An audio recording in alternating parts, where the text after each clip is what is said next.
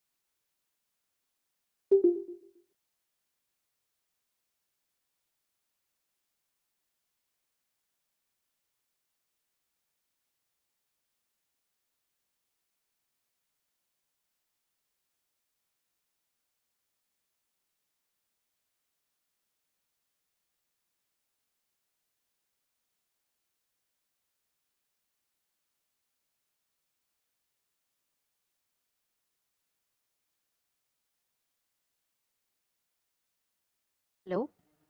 Sorry, actually, I was sorry. Actually, I was talking on mute. I just recognized that my mic was off. Sorry for that. Thank you all for joining. I was thinking like why you guys are on silent. Sorry for that. Yeah, thank you all for joining the session. Good morning, good afternoon, and good evening. So before we start today's session, I thought we'll quickly see how much comfortable you guys are into this topic that we discussed so far. So are you guys comfortable or like are you guys confused with anything that we discussed in the last 3 days? If somebody has missed the demo, then the last 2 days. Okay, Manjit said, okay. Thank you, Manjit, for the response. So if you have any doubts in the topics that we discussed, maybe we'll have kind of a revision session in the first few minutes. Then we'll move on. Okay, thank you, Dinesh.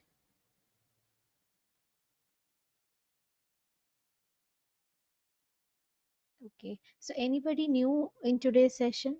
Uh, any new joinees who missed the yesterday's or the before yesterday's session? No, right? Okay, I think that silence makes sense. Okay.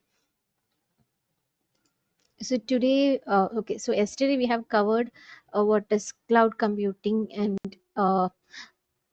what the cloud service providers are uh, providing in terms of ETL side, like how things are getting done, how is it different from the on-premise systems. Sorry. So today we'll be continuing the same topic, but in a different way. Like we'll see how what are the various tools present in the cloud data warehouse as well as in the on-premise data warehouse, and we'll compare all those so that if somebody uh, like want to like know more about the existing ETL tools, and if they know, if any of you are already aware about existing ETL tools and you guys can easily relate with the cloud tools equivalent to the existing on-premise tools, so we'll go into that. But before that, maybe I just want to quickly go through the topics that we discussed in our previous two sessions, especially the key terms that we discussed. I hope you guys are comfortable with ETL testing. Mm, if you have any doubts, you can interrupt in between, okay? And we have discussed what is a data warehouse, the characteristics of a data warehouse, like what kind of data a data warehouse usually holds. It usually have a summarized information, right, and historical data for a longer period of time, which can be utilized for analysis purpose. Then we have seen what is a database and the difference between a database and a data warehouse. So Okay, then we have seen a couple of stories in our day-to-day life to understand some of these terms, as well as the terms called OLTP and OLAP, that is online transaction processing systems and online analytical processing systems. So any doubts in these terms? Okay, I take that as a yes. Okay, sorry, there's a no. Okay, then we have discussed how a typical data warehouse looks like, the data flow between all the layers. Then we have defined the terms, what is fact and what is a dimension in the data warehouse concept. And we have also seen the schemas that is being followed in a data warehouse to develop a particular data warehouse structure, right? So those are basically star schema and snowflake schema, and mostly in organizations, the project all the projects, majority of the projects are widely using star schema. So and yesterday we have covered the topics, uh, like what is cloud computing with a scenario, what are the benefits that it offers, and what is the difference between an on-premise and cloud data warehouse or cloud computing systems, what are the features that they offer. And we have I think we have seen all the advantages and disadvantages of on-premise and cloud computing services, right? Okay, I think we are good so far. Okay, so okay, then we have discussed the deployment models, the various deployment models or categories that are part of the cloud computing system. Uh, Mainly there are three: public, private, and hybrid. And the inside that, we know, since public is widely accessible for all the group of people, so it's actually inexpensive because it is easily accessible. But private is kind of restricted and most secure, and hybrid is a combination of both public and private.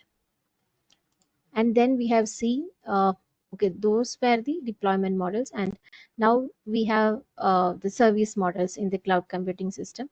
These are some of the services that cloud systems offer: IaaS, SaaS, and PaaS. So these are nothing but the infrastructures, platform, and the softwares. Okay, and we have seen what they are and how it is being utilized, who are consuming what. So, any doubts in this? If anybody has any doubts, we can clear and move forward.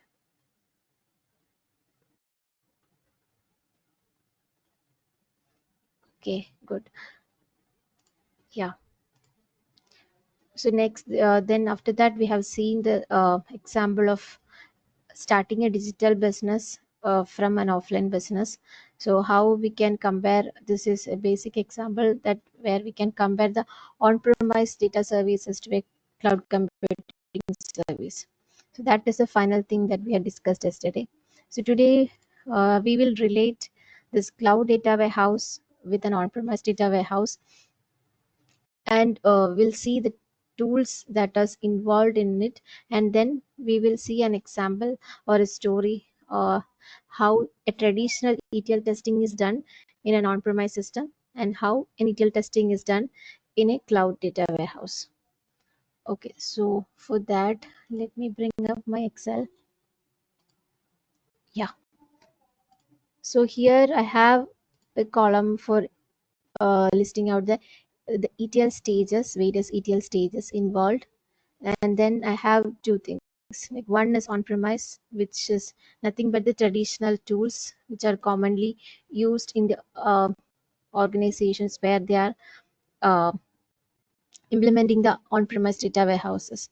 And on the right side we have the Azure cloud, which is one of the data warehouse, cloud data warehouse, that is part of the modern technology.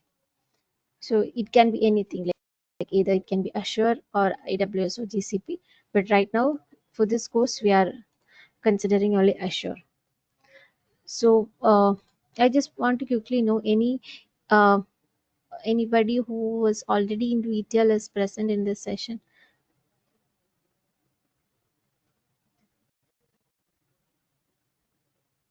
Okay, no one. Okay, fine. Okay, because yesterday I think somebody was asking some terms, so I thought you guys were, some of you were familiar with ETL. Okay, fine.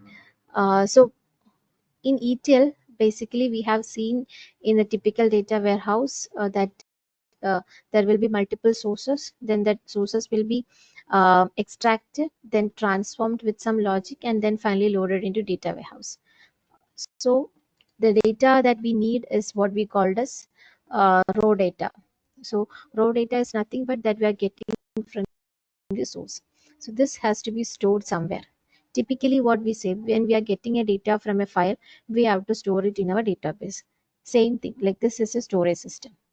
Then if we store something in a database, from that database we have to move that data to data warehouse. So moving a raw data from database or from any other system to the target or to the data warehouse, that name, like, or that particular process is called as data ingestion. Okay, ingesting the data, this is a term widely used in the data engineering space. So that is why this is being specifically mentioned, because in the cloud computing or in the Azure or AWS cloud data warehouses, the movement or the data flow is basically termed as data ingestion. And then comes data transformation. So once the data that is flowing from source to target or source to the data warehouse has to perform or undergo some kind of transformation. So that is another step involved in this ETL stage. And finally, once the data is transformed and it is available in the data warehouse, somebody has to consume it. So business has to consume, or it can be used for reporting. So that is another stage where we call it as reporting or business, which is a kind of analytics. Okay, I mean the data that is used for analysis purpose. So we will first go through all this, and we'll have a comparison of the existing tools or the on-premise tools uh, and the corresponding Azure tools. Okay, so for raw data storage, usually we'll have, in traditional systems, we'll have file storages, and it can be in a common server, or it can be in a particular location where a certain set of people in the organization will be having access to. Uh, and this raw data can be available on a particular network, right? That network, let's consider it as a private network of that particular organization. So the storage will be attached to that. So most of the times this raw data will be kept in a network attached storage. So that is how in a traditional system this raw data will be uh, residing, like the all kind of source data, whether it can be a flat file or a data coming from database, will be residing in one of the server. While where it when it comes to Azure cloud, the raw data is actually stored in a data lake storage system. The data, that means a data storage system only. Here we call it as data lake storage. So this term or this uh, service provided by Azure cloud uh, is called as ADLS in short. So this is kind of a folder structure that we normally have in our machines, like uh, one folder will be created under which we can keep some files, and we can create new folders like that. It's kind of a normal uh, storage system, like a file server. So where we call it as container based system. So in ADLS, maybe when once we start the actual Azure sessions, we will come to know all this. But before that, I thought to give you some introduction. So here in ADLS, we have a container. Under the container, we can add folder structures. So that is what generally does. So the container or this particular entire storage system is called Azure Data Lake Storage. So as an ETL tester in who is having some experience in cloud, we should be knowing when data engineering team is saying, okay, check that particular file in the ADLS location. So we might, if we are not aware of these terms, then we might be wondering what is ADLS. we have to Google it and find it out. Then we have to see, okay, this is what it is, and then it will be like a time consuming process. So this course will be like kind of covering all these terms and how we have to work in this as an ETL tester. Okay, so this is all about storage system. So once data is stored somewhere, we can access that data and we can move that data from one position to the other position, or from one database to the other database. So in general, ETL tools, if you see, even though maybe you guys have might seen some courses offering Informatica related ETL courses, right? So that is some on-premise data warehouse. Informatica Power Center is an on-premise data warehouse tool. So this actually supports data integration. So data from multiple sources can be integrated using uh, the mappings inside Informatica, and that data, once integrated, can be transformed and moved to the data warehouse. So that is an existing approach, and this is another tool provided by a different application, that is SQL Server Integration Services. This is one of the Microsoft data integration, or we can say ETL tool, provided by Microsoft on-premise. Okay, so this is from Informatica team and this is from Microsoft team. So, and here we have Azure Data Factory on the other side. So this is again a data pipeline tool. So where we can configure the data movement.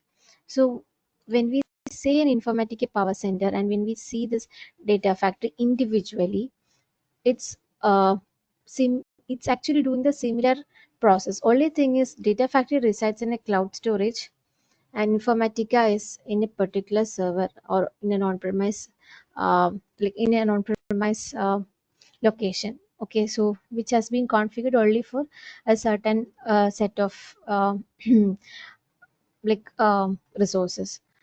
So here we cannot utilize any of the other services, like if I say, if I want to integrate visualization or reporting side of the data that I have integrated in the Informatica, that should be achieved using an external tool.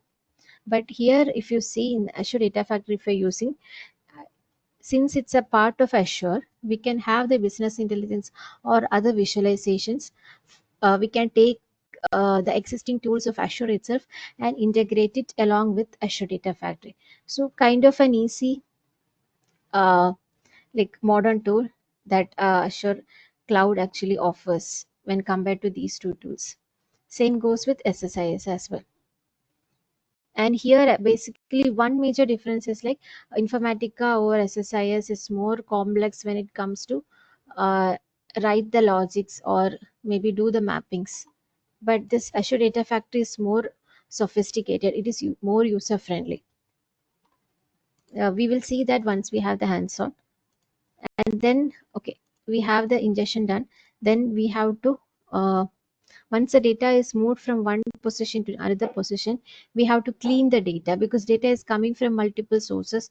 It may not be having the proper data. It will be having some junk information or some duplicate information or some unwanted information that we want to filter out, because the business don't need that information. So in order to do those filtering or cleaning, we have to basically do some process, right? So in basic terms, in on-premise, we have to write the SQL script. Basically, the developers will be preparing SQL scripts, and those SQL scripts will be the uh, actual or the base of, or the core of the entire data warehouse. Because if something wrong is written in the SQL script, the entire data will be messed up. So this SQL scripts is basically not just for on-premise, but it is actually useful for any uh, kind of ETL system, whether it is cloud or on-premise. But this here, the transformation is completely reliable on the SQL script that is written. And these SQL scripts can be combined and prepared as a stored procedure. So I don't know like how many of you are aware about stored procedures. Is Anyone know this term before? Can someone unmute and say? Like stored procedures are, Store is it store familiar? procedures are Hmm. precompiled SQL statements, so Hmm. which can be used for Yeah, for data manipulation or data access of databases. yeah, it's almost similar, but it's kind of in symbol we can say it's kind of a language. It's basically a language that we are trying to communicate with, as you said, with a combination of data manipulation and data, what we say, uh, data definition, everything. It's a combination of all the possibilities, like all like accessing a table, writing into a table, merging the data, inserting the data, updating the data, all is combined inside stored procedure. So it's kind of an full-fledged SQL code, we can say, in simple terms. So okay, and here, okay, again we can use Informatica, uh, I mean the Informatica Power Center itself, for doing the transformation. So that is done within the mapping or the workflow that we have inside Informatica. So nothing much to discuss in that, but I'm just saying we can either write SQL scripts, stored procedures, or Informatica. We can directly use Informatica for doing the transformations. Or there is another tool, open source tool, Talent. We can utilize that as well. But since most of these tools have some challenges, like when it comes to supporting different forms of source data, that's where uh, organizations might choose whether Informatica should be our ETL tool, or whether SSIS should be used, or whether Azure should be used. So that depends on the organization's uh, data that they are handling. So if they are handling a huge data, or if they are holding a business that grows in next couple of years, then the data will also increase, right? So based on all those terms, they will decide which tool they should prefer, like whether it's on-premise or cloud. So here in the transformation, if we go in the Azure cloud side, we have again inside data factory. uh, Here we have discussed ingestion part. Ingestion is basically done using pipelines. So in the same way, we have another feature inside data factory, that is data flows. So data flows is similar to Informatica mappings. If any of you have heard about Informatica mappings, we can say this data flow is similar to this Informatica mapping. So it's like the transformations are already there. Like if you want to perform, uh, like if you want to do sum of a particular column, we can do that in data flow. The same is done in Informatica mapping. So similarly, the average, sum, or any other complex calculations or transformations are performed in data flow. So that's why in Azure Cloud we prefer this. And again, if you don't want to go with Azure Data Flow, we can even write, or we can even utilize Databricks. But while utilizing Databricks, we have to be, and not like we, data engineering team, have to write the transformations as a Python script. Okay, using Python language, they have to write a script to perform all these transformations. So the difference is in on-premise, we people prefer SQL scripts, and in the cloud they prefer Python scripts. So that's why in modern days the requirements are like people with Python profile, ETL plus Python profile, are having more preference. Why? Because the data engineering team is already having their code written in Python language. And if we are going to test, and if you are one person who is not aware about it, we are not if you are not aware about anything about Python, and then if something fails during the testing, and it's our responsibility to debug what is failing.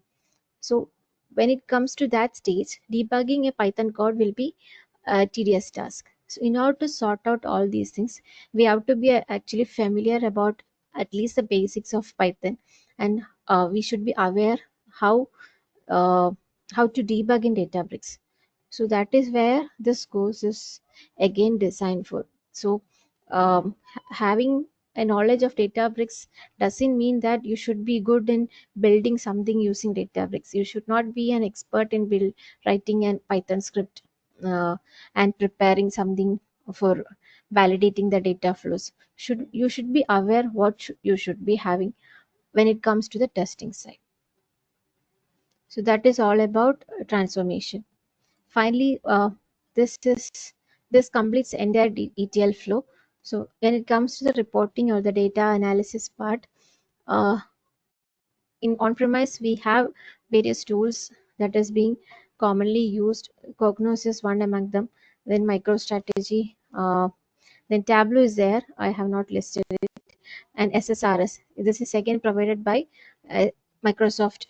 This is SQL Server reporting system, reporting services. So these are some of the commonly used reporting tools. And in Azure, they offer Power BI as one of their reporting tool. So this is one of the major reference.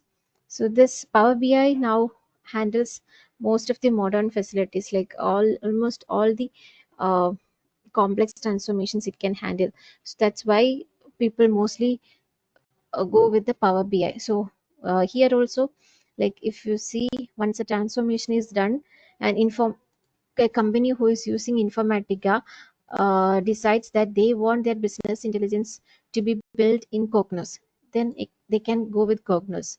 And if they want to build it in Power BI, again they can integrate their Informatica or SSIS tool with Power BI. But that is kind of an individual, or maybe uh, it's kind of a separate tool, right? So Informatica should be integrated with Power BI for that particular project alone. But when we use Azure Cloud, it's like an integrated one where we have everything. Like we go in a shopping mall, we have everything. Either we can go for grocery shopping, or we can purchase some clothes, anything, right? Same here, we have any option, we have all the options. We can choose it based on our needs. So these are the four basic layers of ETL, and then comes the actual or the main part of the data engineering team, that is scheduling the task or scheduling the jobs. So once everything is done, the data flow is ready, they will create a job which will be executing on a daily basis or weekly basis based on the project. So for that they have to schedule something, right? So in on-premise systems, they either use Windows Task Scheduler or Control M. It's again a scheduling tool, or any other scheduling tools that the company uh, prefers, right? So that is like again the same thing. Informatica or SSIS is integrating with Power BI for getting the visualizations done. Same thing for getting the job scheduling done. Informatica again have to get some services from Control M or Windows Task Scheduler. So here, when it comes to on-premise, everything is a headache. This is not my Informatica does not have support directly with the Cognos, so they have to connect with Cognos. Same goes with Control M or Task Scheduler. They have to again connect with Control M or Task Scheduler. But here everything is in one place. So inside cloud, we have two different options. I think yesterday somebody was asking this, how can we schedule things, right? So we have two options. In ADF, we have something called triggers, where we can instantly trigger, or we can schedule and trigger the data flow pipelines, Azure Data Factory pipelines. And we have something called logic apps, where we can monitor we can schedule and monitor the job execution. Okay, so this is all about job scheduling. So maybe I will pause for a while, and if you have any doubts so far, you can ask. Then I will continue with the rest of the part.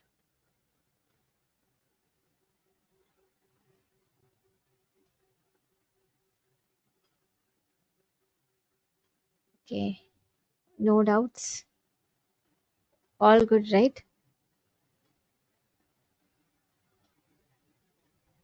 Hi Aarti, what is Yeah, Cognos?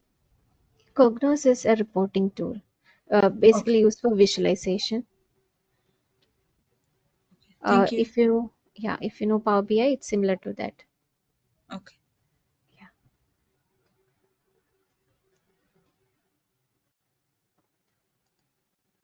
yeah. So we have discussed till here, right? So job scheduling. Okay, somebody wants to speak.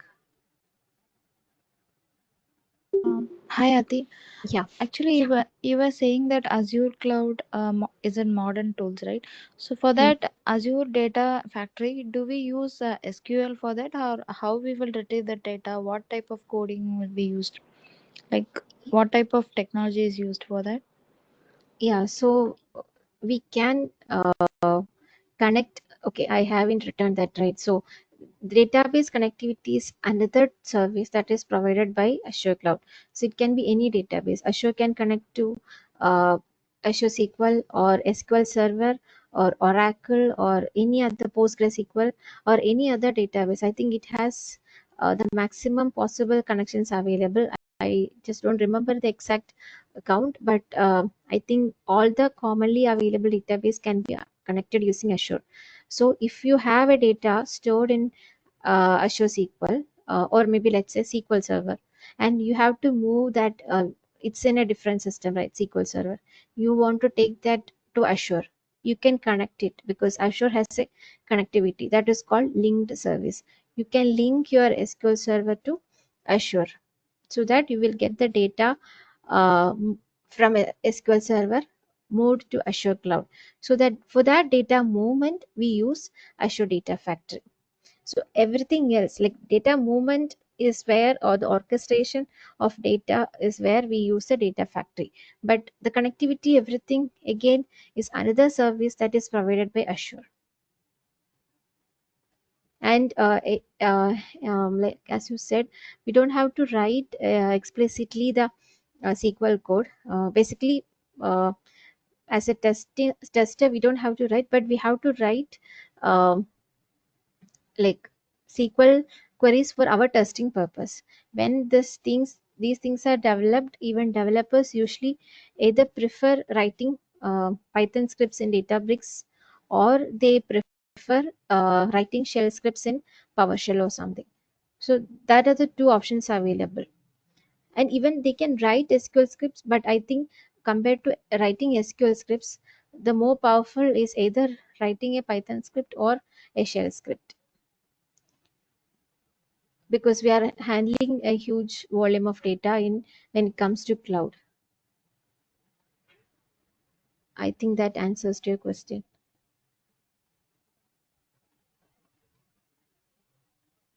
Okay,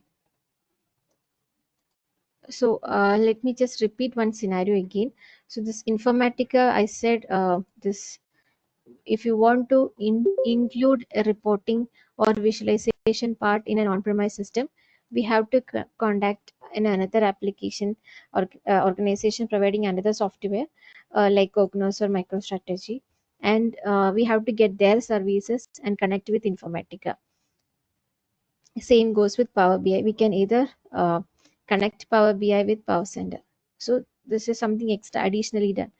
Now, if they want to schedule a job, they have to contact either they have to integrate it with either scheduler or controller. So same goes with this one. So here we already have ADF triggers, right?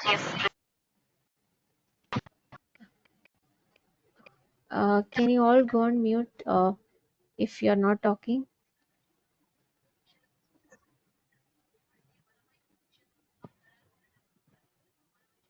Okay.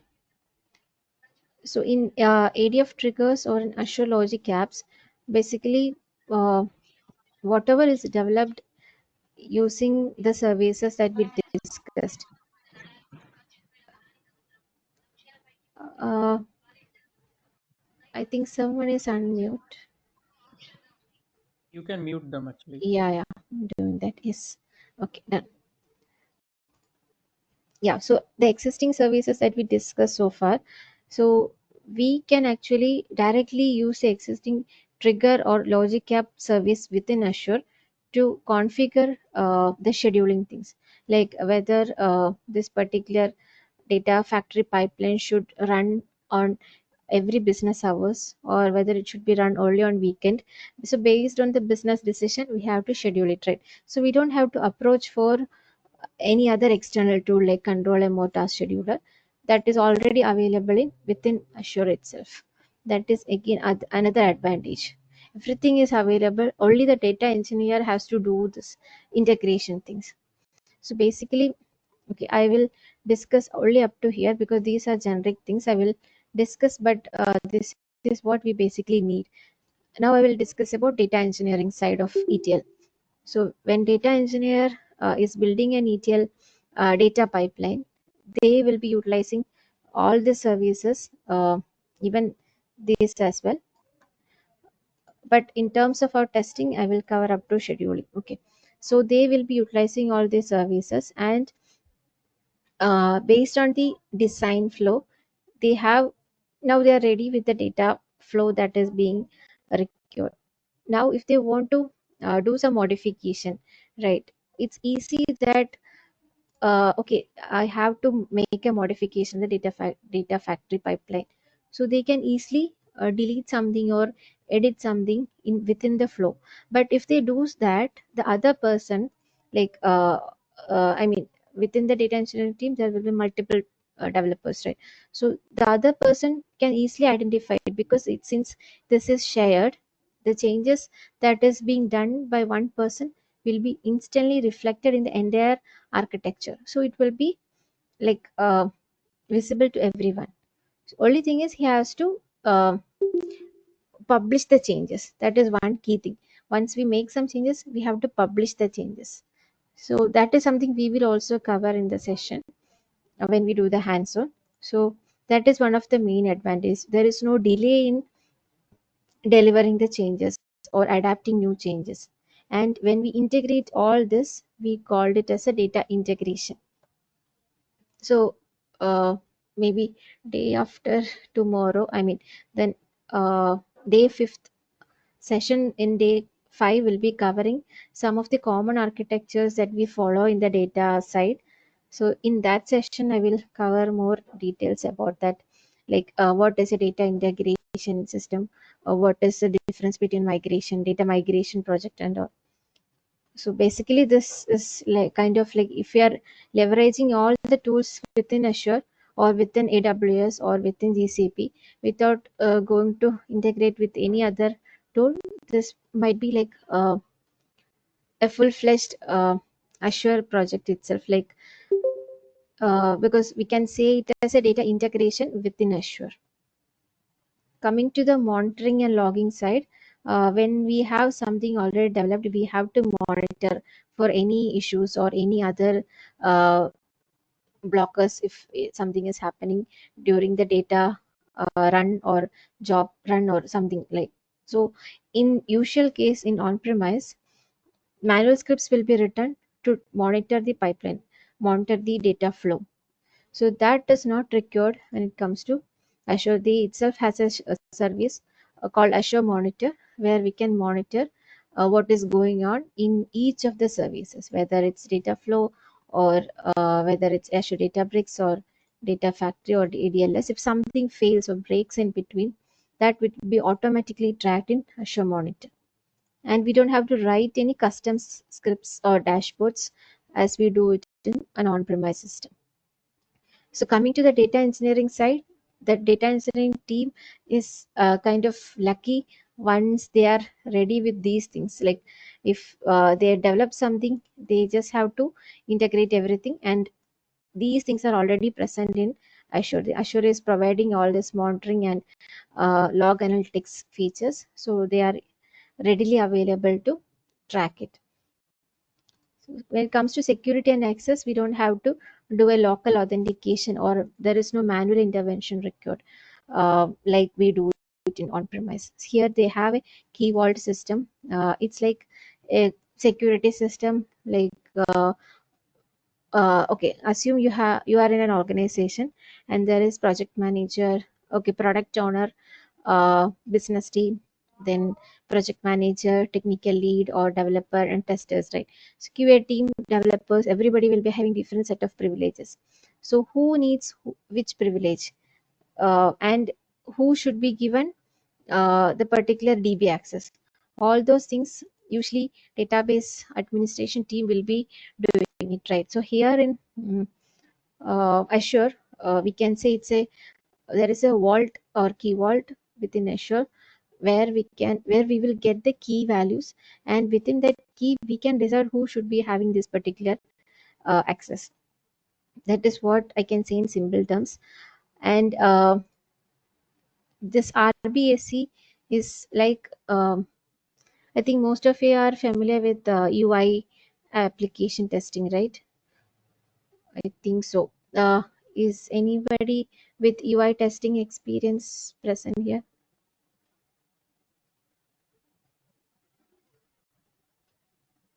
No one? Okay.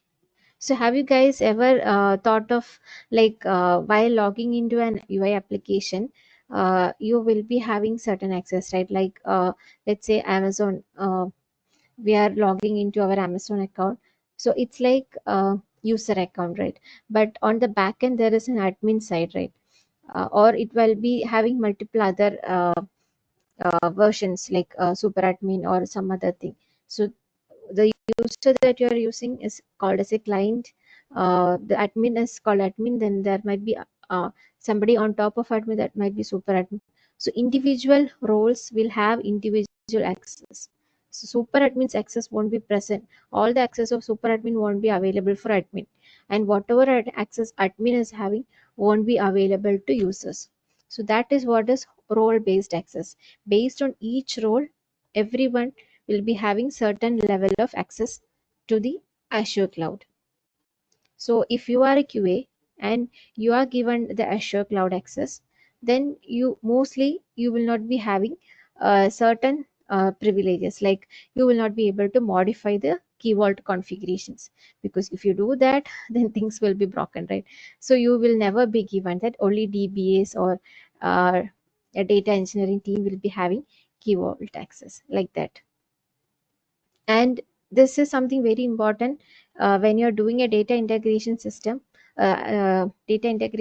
testing. That means an ETL testing with this data integration pipeline for a UI based application. If you're doing that in any of the project in future, this will be part of your testing, role based access testing. Okay, so this is something we can see as a comparison between on-premise and Azure cloud. So any doubts in this? I think today everyone is completely silent.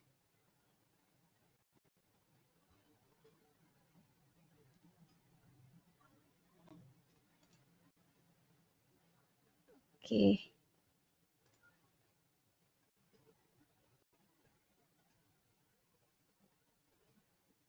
Okay. So let me go to the slide. Okay.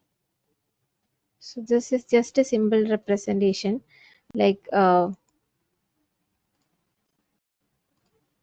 this on-premise is having individual servers, right? In their infrastructure, they will be having certain servers already installed, which is having a fixed configurations. So this is what we can utilize it for the entire project. So whatever we consume, that will be from this existing one. But when it comes to cloud systems, it is having multiple things.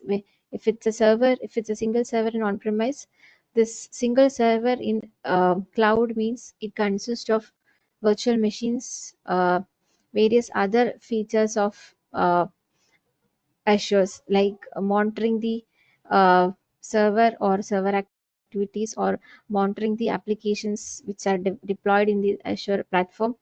And they have some certain policies, right? So they will be running all those policies. If their applications are not working based on the policy, it will throw a warning or it will throw a failure. So all those things are readily available in Azure. So this is kind of a picture, you can say something kind of an advantage that we can see when it compares to on-premise and cloud. This is kind of a full-fledged package. Things can be utilized quickly from a readily available package, right? Rather than going and building it everything from scratch. Something which is already available can be consumed easily. Okay. So why I am explaining all these terms is like maybe after a couple of sessions, we'll be starting the SQL, and when we start into the actual cloud sessions, when we see the Azure tools, you should not be like wondering what this tool is being utilized for, right? So that's why we are discussing all these terms first and then slowly moving to the actual topics. Yeah. Hi, Aarti. Yeah. Yeah, you were saying that Azure has all the things, like everything is available. So Hmm. does testing plays a role in that, like, or Um, everything is available, so no need to do any part of for testing in that? Not in that way. Like since everything is readily available, the data engineering team can build things easily when it compares to the on-premise systems. But building things doesn't make the solution uh, complete, right? The things that we are building should have a quality output. So that is where the quality engineers or the quality analyst QA team is having a role. So whatever is being built by the data engineering team should be validated by a QA team. So things that is built is already available. But if all these things are, even though it's available, the Python script or the PowerShell script is again the basic thing that is being written by the data engineers. So if they write something wrong in their script, then things will not work as expected, right? So that is where the ETL testing or the testing role comes Okay. into picture. Yeah. So the testing part is like we have to verify the data which they Yes. have done. Yeah. Okay.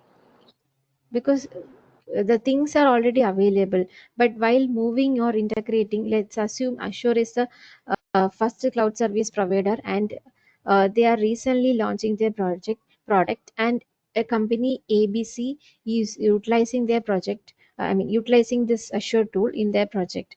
So they are not sure like whether Azure will give what they have promised, right?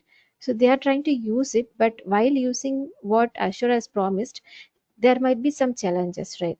So during that phase, anyway, we have to see whether all the functionalities mentioned by Azure, the tools and services provided, are working as expected.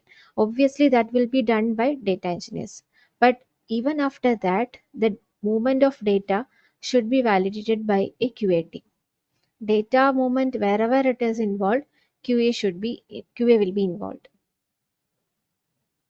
because we have to see whether the records coming from the source, where we have 1 million records coming from multiple source systems, and finally that all the 1 million should be uh, cleansed and transformed, and finally we should have only one, let's say 50,000 records only in the target. So if you are expecting only 50,000, and you are observing that 75,000 is being present in the target, or maybe 1 million itself is moving to the target, then what is the point in building this entire system, right?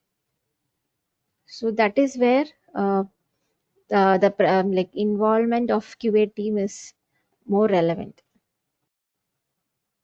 So anyway, we have to write test cases as normal test cases, and along with that, we have to ensure that the pipelines or the Databricks notebooks are working without any failures. And for Yeah. on-premises environment, so tester have to retrieve the data and have to validate it. The two things they have to do, or Uh, they will I didn't get you. Tester has to. like Initially in the before slide it was like SQL script Informatica you have given, no? Yes. So that data will be given by developers, or the tester has to retrieve it from this Yeah, so UI? basically in ETL testing, we have something called as mapping document. Okay, so this mapping document is prepared based on the business requirements. Based on business requirements. So once we have this mapping document, once we have the business requirements, basically developers will prepare a mapping document where they will actually say uh, source, okay, which source should be tagged with which particular target. Like in the sense source table column, maybe I will discuss this in the upcoming sessions.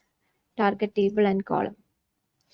From the source, you are getting some data from table ABC, and the column is column 1. But in the target, you should populate it that to table XYZ in column C. So this information, you are getting it from a document called mapping document. So based on this mapping document, you have to write your own test cases, and you have to prepare your own SQL scripts like usual ETL testers do. But you have to ensure that uh, the data engineering team or the development team is also following the same mapping document. So we have to write the queries based on this logic. The same way, they will also be doing the same scripting, but we can't rely on their script. So even though they prepare their own SQL scripts, we have to refer the mapping document. They will prepare the SQL scripts and they will deploy everything, and that is how data movement is happening. We can refer their scripts only when we face some variation from the mapping document. That's what we are supposed to do. Otherwise, what will happen is we will also think what they have written is correct. Lakshmi, I hope I have answered your Yeah, question. yeah, got it. Thanks. Yeah. Okay. So this mapping document, anyway, we have a separate session for how to write test cases and what other documents involved in testing. So we'll discuss all those later in detail.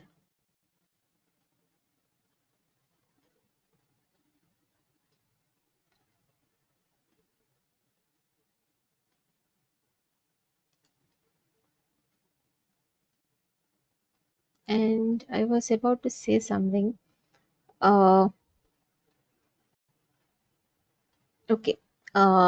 Let's say you have a scenario where you want to validate data between multiple database systems. So one is Oracle and one is SQL Server or SAP or something.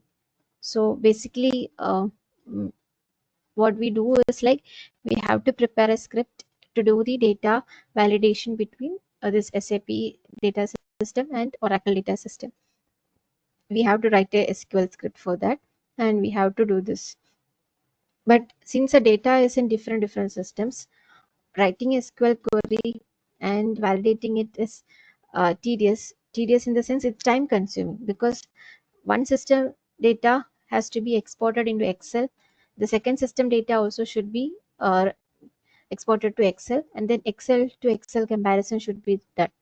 That will be tedious when the data is huge, because Excel can handle only a certain range of data. So in that cases, either we should go with sample data validation. That means if there are 1 lakh or 10 lakh records present in a table, we should make it simple, like 1000 records sample validation can be done. So when we say we have an access to the Azure cloud or maybe any other cloud services, we can actually utilize the data factory pipeline, because this data factory pipeline we can link the different databases.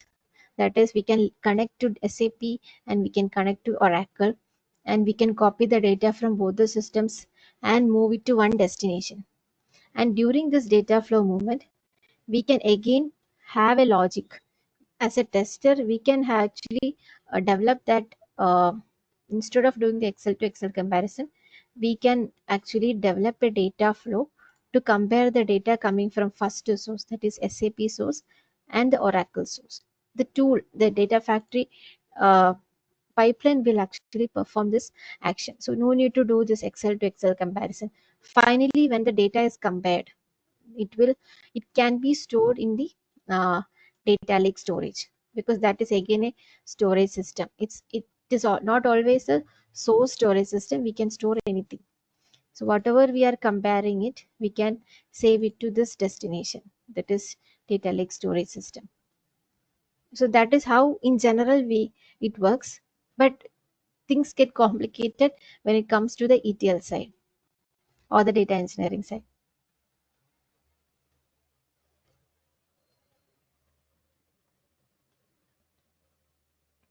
Okay, I'm taking these things too slow because these are new concepts, right? So things should be clear before we start the actual sessions.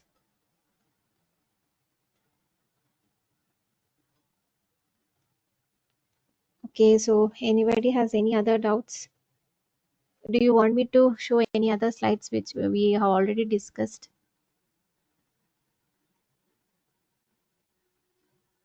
Aarti, like in the Azure Data Factory, like we write in the Informatica, the transformation logic.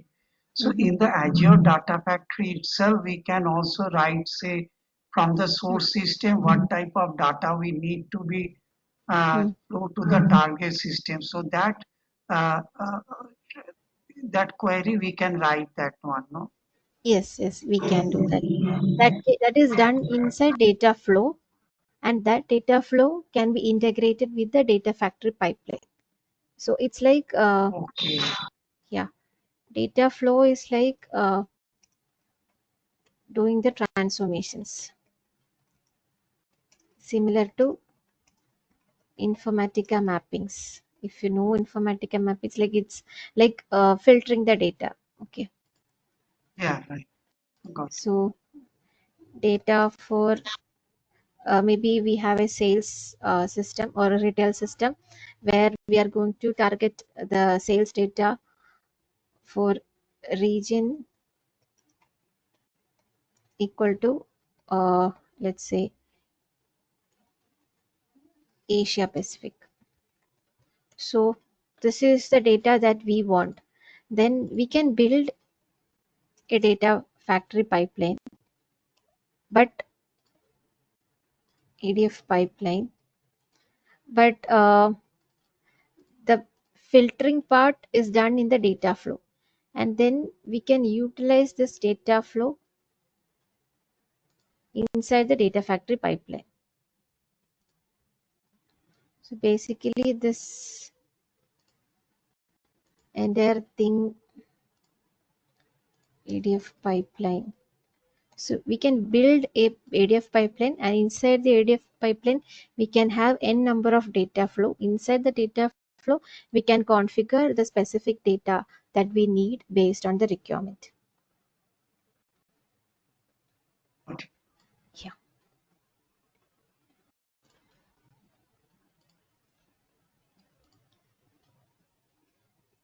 So writing or building a data flow is again a bit complex because already there is another functionality provided by Databricks where we can write Python scripts, right? So mostly data engineers will prefer Databricks when the data structure is very large. Let's say we have more than 50 columns in a table. It's very difficult to have all the transformations done using data flows, right? So in such cases, they mostly prefer writing a shell script or Databricks notebook using Python language. And in Databricks, actually, we can even use SQL language as well. It's not necessary that we should only use Python. It usually supports, notebook supports Python, Scala, and SQL. These three are supported. Yeah, we will see all those when we have the hands-on session. Yeah. Yeah. So that's all about today's session. So we'll cover more about Azure cloud related tools in the upcoming session, and then we'll slowly move to SQL sessions.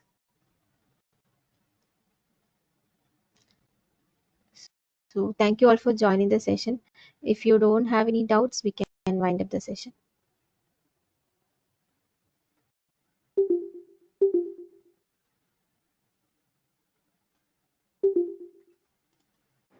Thank you.